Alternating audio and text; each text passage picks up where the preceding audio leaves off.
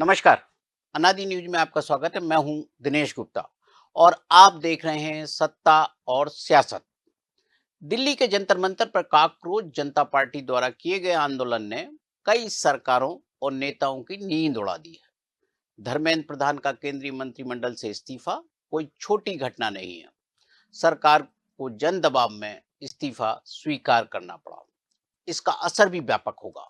हर राज्य और हर नेता पर इसका असर होगा। चुनावी राजनीति पर भी इसका असर होगा। जंतर मंतर के घटनाक्रम के बाद मध्य प्रदेश के दतिया विधानसभा क्षेत्र के उपचुनाव के परिणामों पर भी इसका कोई असर दिखेगा ही? यह महत्वपूर्ण सवाल है। आमतौर पर उपचुनाव के परिणाम उसी दल के पक्ष में जाते हैं जिस दल की सरकार होती है। कभी कभी ऐसा भी ऐसा जो है होता भी नहीं है। कभी कभी विजयपुर विधानसभा सीट के उपचुनाव में नहीं हुआ था। कद्दावर नेता और राज्य के वन मंत्री रामनिवास रावत चुनाव हार गए थे। इस कार्यक्रम में हम दतिया का गणित तो बताएंगे ही, साथ ही सत्ता का मिजाज भी समझेंगे और सत्ता के साथ साथ सियासत को भी हम जानेंगे। नौकरशाही के नए सरकार अशोक बर्णवाल के चीफ सेक्रेटरी बनने के बाद के मिजाज को जानेंगे। साथ ही किसानों की सियासत को भी समझेंगे। तो चलिए शुरू करते हैं सत्ता और सियासत। दतिया के उपचुनाव में सबसे बड़ा नायक कौन है? पूर्व गृह मंत्री नरोत्तम मिश्रा की कोशिशों के चलते ही दतिया में उपचुनाव की नौबत आई है।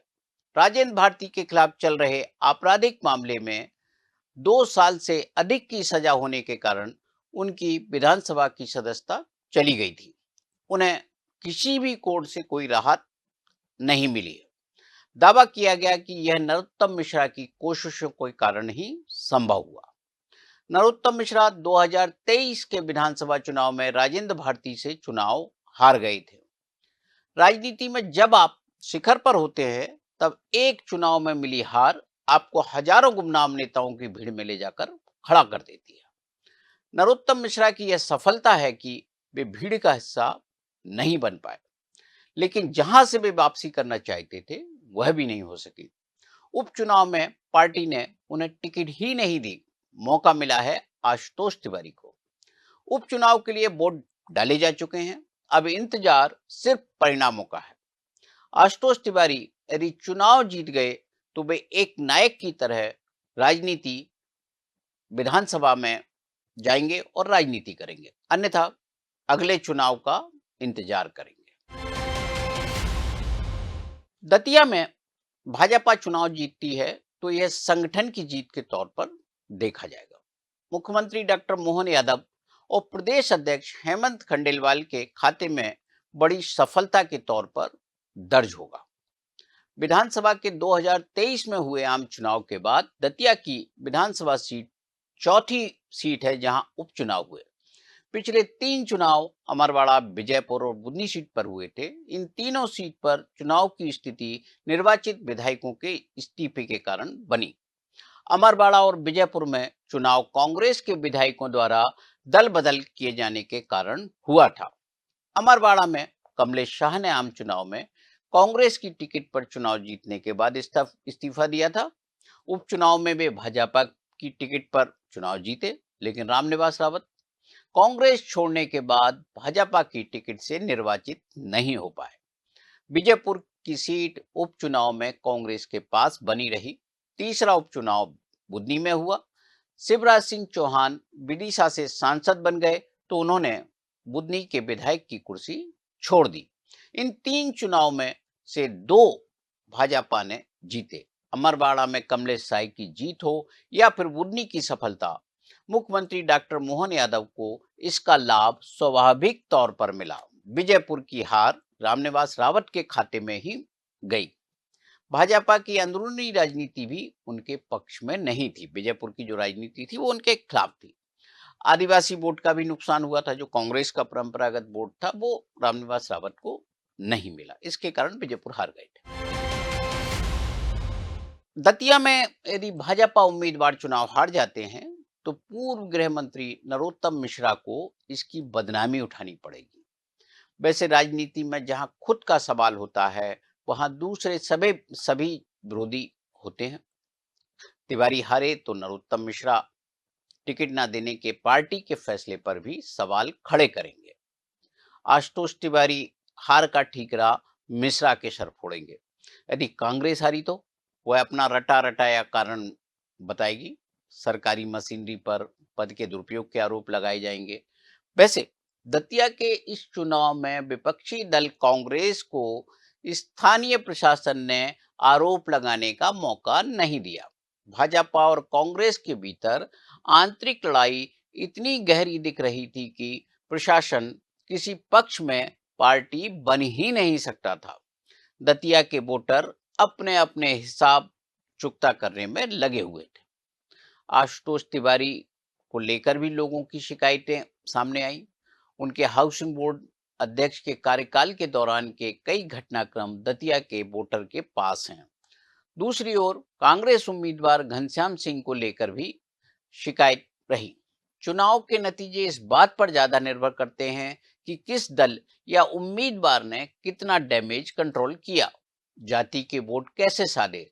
दतिया के यादव वोट जो है अलग ऊहापोह में दिखे। दामोदर यादव मैदान में है, लेकिन आजाद समाज पार्टी से हैं, जबकि राज्य का मुख्यमंत्री भाजपा का है।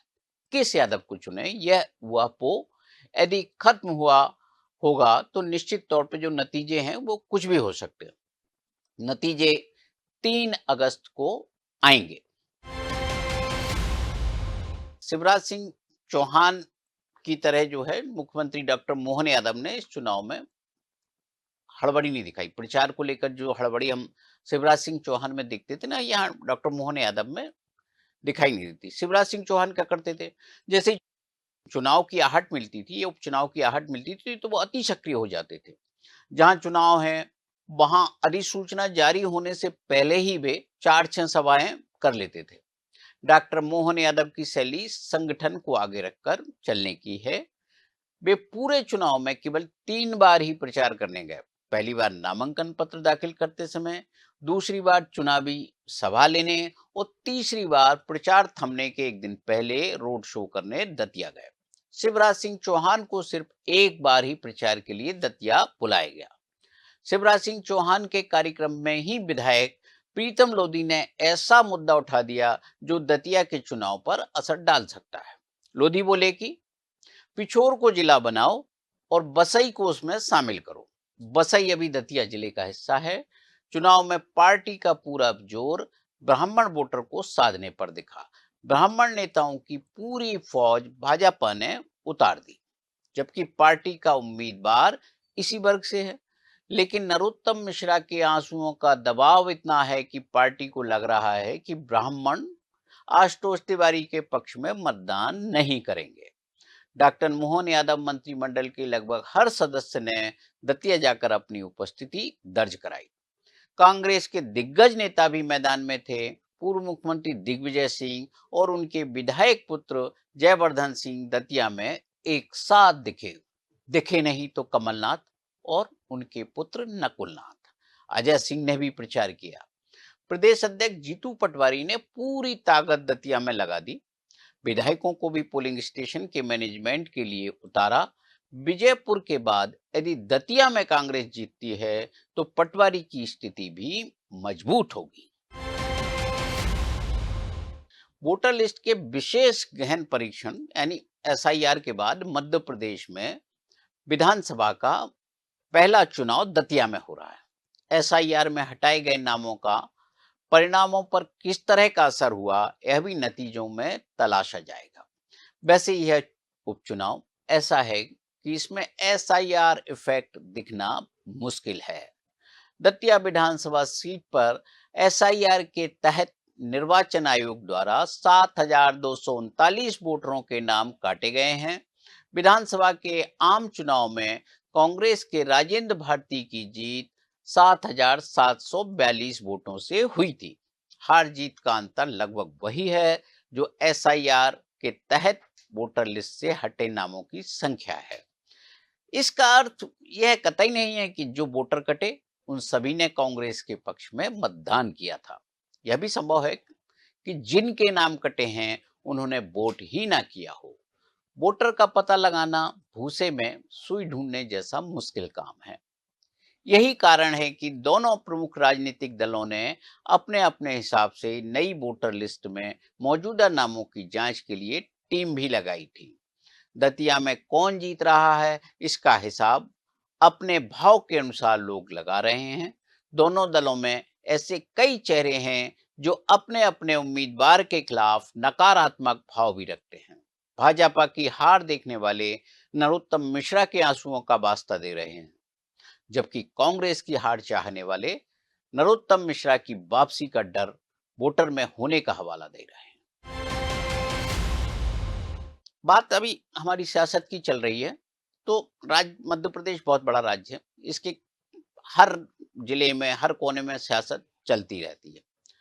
और जो है, यहाँ की जो राजनीति है, जो सियासत है, उसकी तस्वीरें भी काफी दिलचस्प होती हैं। राजधानी भोपाल के सीमावर्ती जिला जो है राजगढ़ है। राजगढ़ में जो घटा वह हैरान करने वाला था। प्रभारी मंत्री की मौजूदगी में भाजपा विधायक मोहन शर्मा के समर्थकों ने जिला पंचायत अध्यक्ष चंदर सिंह सिसोदिया को थप्पड़ मार दिया। आरोप है कि कार्यक्रम के दौरान भाजपा विधायक मोहन शर्मा के समर्थकों और कांग्रेस नेताओं के बीच नारेबाजी, धक्का मुक्की और हाथापाई की स्थिति बन गई थी। इसी दौरान जिला पंचायत अध्यक्ष को थप्पड़ मारा गया। घटना के बाद जिले का राजनीतिक माहौल गर्म था। अगले दिन पुलिस अधीक्षक, क्योंकि दबाव था, एफआईआर लिखने का दबाव था, विधायक का मामला था, तो पुलिस की कोशिश ये थी कि इस मामले में समझौता हो जाए। पुलिस अधीक्षक अमित तोलानी की मौजूदगी में दोनों पक्षों के बीच बातचीत शुरू हुई। कुछ देर की बातचीत के बाद तीनों नेताओं ने एक दूसरे को गले लगाया। जो मारने वाले थे, विधायक जी थे और जिला पंचायत अध्यक्ष, तीनों ने एक दूसरे को गले लगाया और बीते घटनाक्रम को भुलाकर आगे बढ़ने का संदेश दिया। विधायक मोहन शर्मा ने कहा, मेरे लिए सभी जनप्रतिनिधि सम्मानीय हैं। मैं हमेशा सभी का सम्मान करता रहा हूं और आगे भी करता रहूंगा। जो कुछ हुआ वह दुखद था और उसका मुझे भी अफसोस है। जिला पंचायत अध्यक्ष चंदर सिंह सोंधिया ने कहा, जिन बुजुर्ग ने मेरे साथ ऐसा किया वे मेरे पिता समान हैं। उन्होंने माफी भी मांगी है। मेरे मन में हमेशा बुजुर्गों के प्रति सम्मान रहेगा। और विवाद समाप्त होने के साथ, जब विवाद नेताओं के बीच समाप्त हो गया, तो कांग्रेस भी पीछे हट गई। कांग्रेस ने जो प्रदर्शन की, आंदोलन की जो योजना बनाई थी, उसको भी उन्होंने स्थगित कर दिया। अब आगे बढ़ते हैं दूसरे जिले की ओर। भिंड की राजनीति में भी बहुत खलबली मची हुई है। वहां जो है एक अलग तरह की सियासत चल रही है। रीवा जिले की जो सियासत है, भिंड की सियासत तो सभी जगह मशहूर है। और जो रीवा में सियासत चल रही है, वहाँ जो मुख्य शहर है वहाँ का, उस जिले में जो सियासत है उसकी चर्चा पूरे विंध्य क्षेत्र में हो रही है। रीवा जिले की गुड़ विधानसभा क्षेत्र का ये मामला है। यहाँ से विधायक भाजपा के नागेंद्र सिंह है, काफी वरिष्ठ नेता हैं। इनके खिलाफ गुड़ नगर परिषद की अध्यक्ष डॉक्टर अर्चना सिंह ने मोर्चा खोल रखा है। अविश्वास प्रस्ताव लेकर शुरू हुआ विवाद अब राजनीतिक रूप ले चुका है। डॉक्टर अर्चना सिंह विधायक नागेंद्र सिंह पर कई गंभीर आरोप लगा रही हैं। उन्होंने दावा किया कि उनके खिलाफ लाया गया अविश्वास प्रस्ताव राजनीतिक षड्यंत्र का हिस्सा है और इसके पीछे विधायक की भूमिका है। यह पहला मौका है जब भाजपा की नेत्री ने अपनी ही पार्टी के विधायक पर इतने गंभीर आरोप लगाए हैं। अर्चना सिंह ने कहा कि गुड़ के पार्षदों को विधायक ने अपने घर बुलाकर अविश्वास प्रस्ताव की पूरी कहानी रची। अब लगातार धमकियां मिल रही हैं। यदि विधायक ने अपनी सीमाएं पार की तो मेरे पास बहुत कुछ है बोलने और दिखाने के लिए। तब शायद विधायक मुंह दिखाने के लायक भी न रहे। अर्चना ने कहा कि पिछले 4 वर्षों में उनके खिलाफ 4 बार अविश्वास प्रस्ताव लाया जा चुका है और हर बार वह सफल नहीं हो सका। इस बार भी उच्च न्यायालय की डबल बेंच से उन्हें स्थगन आदेश प्राप्त हुआ है। उनका आरोप है कि कुछ पार्षद निजी स्वार्थ पूरे नहीं होने के कारण उनके खिलाफ लामबंद हैं। बता दें कि अर्चना को अध्यक्ष बनाने में विधायक की बड़ी भूमिका रही। अब जब अर्चना विधायक पर आरोप लगा रही हैं कि वो मुंह दिखाने के लायक नहीं रहेंगे, तो इसका अर्थ क्या है? वहां बिंद की पूरी जनता में यही सवाल है, ऐसी क्या चीज है कि विधायक मुंह दिखाने के लायक नहीं रहेंगे? तो ये जो है वहां की राजनीति, इसके कारण गर्म है। दूसरी ओर जो नाराज पार्षदों को समझा, उन्होंने जो है अध्यक्ष बनाया था विधायक ने, तो इसलिए भी और आश्चर्य लोगों को कि जब जिस व्यक्ति ने अध्यक्ष बनाया उनके खिलाफ इस तरह के आरोप हो रहे हैं। तो अर्चना सिंह ने कहा कि नगर परिषद को विधायक निधि से कोई राशि नहीं मिली है। डीएमएफ सहित अन्य योजनाओं से कुछ राशि मिलनी थी, उसे भी रुकवा दिया गया। ये आरोप अर्चना सिंह का विधायक नागेंद्र सिंह के ऊपर है कि उन्होंने जो फंड मिलना था, डिस्ट्रिक्ट माइनिंग फंड जो रहता है, उससे भी जो राशि मिलती वो भी रुकवा दी, विधायक निधि भी नहीं दी, और पार्षदों को भी भड़का रहे हैं क्या विश्वास प्रस्ताव के लिए। इस तरह के आरोप अर्चना सिंह के हैं।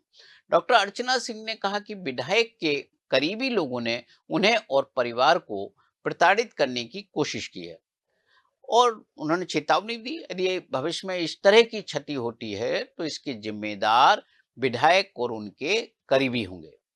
उत्पीड़न किया गया तो वह अपने पास मौजूद तथ्यों और साक्ष्यों को सार्वजनिक करेंगी।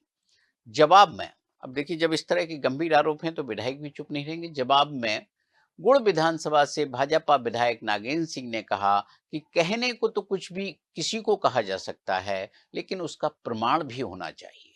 ये महत्वपूर्ण है। अभी लड़ाई का अगला मोड़ देखिए क्या आता है, कहां पहुंचती है। तो जो भी मोड़ सियासत में यहाँ आएगा हम आपको बताएंगे, लेकिन अब हम चलते हैं सत्ता की ओर, मंत्रालय की ओर चलते हैं। 1991 बैच के आईएएस अधिकारी अशोक बर्णवाल ने मुख्य सचिव के तौर पर अपनी पारी की शुरुआत कर दी है।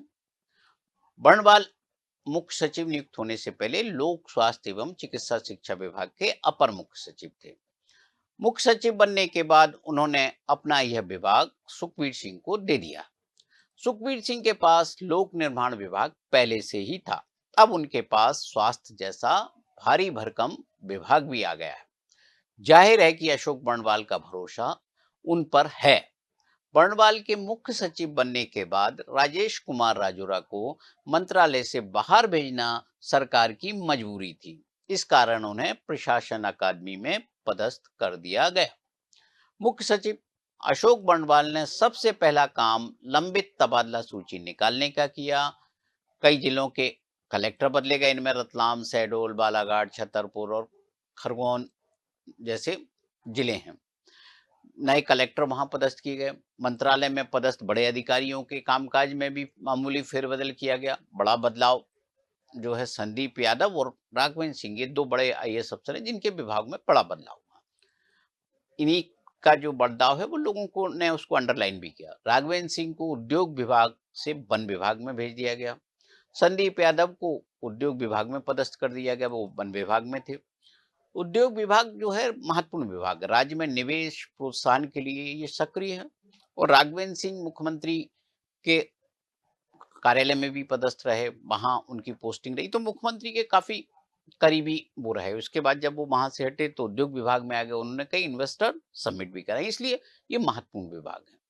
राज्य में भविष्य में भी जो है इन्वेस्टर सबमिट होना है, तो उसके कारण भी ये बदलाव बहुत महत्वपूर्ण है। राज्य में होने वाले हर प्रशासनिक फेरबदल में एक अजीब सी चीज जो है उभर कर सामने आती है कि कई महत्वपूर्ण पदों से अधिकारियों का जो तबादला है वो जल्दी जल्दी हो रहा है। ये बहुत जो है प्रशासन के लिए बहुत अच्छी चीज नहीं मानी जाती। इंदौर संभाग का उदाहरण ले सकते हैं, इंदौर संभाग कमिश्नर का, मुख्यमंत्री सचिवालय के अधिकारियों को भी इसमें हम देख सकते हैं कि उनका टोटल टेन्योर कितना है। ये देखने को मिल रहा है कि ज्यादा लंबा नहीं होता।